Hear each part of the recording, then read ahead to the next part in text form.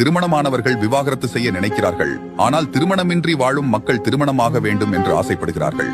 பிரபலம் இல்லாதவர்கள் புகழ் பெற வேண்டும் என விரும்புகிறார்கள். ஆனால் புகழ் பெற்றவர்கள் தனிமையில் வாழ விரும்புகிறார்கள். இளைஞர்கள் முதுமையடைய விரும்புகிறார்கள். ஆனால் முதியவர்கள் மீண்டும் இளமையாக வாழ வேண்டும் என நினைக்கிறார்கள். ஏழை பணக்காரனாக மாற வேண்டும் என்று விரும்புகிறார். ஆனால் பணக்காரர்கள் இழந்த அமைதியை திரும்ப பெற வேண்டும் என்று சிந்திக்கின்றனர். நாம் எப்போதும் பிறரின் வாழ்க்கையை காணும் போது அது அழகாக தோன்றும். ஆனால் நமக்கு உள்ளதை நாம் மதிப்பதில்லை.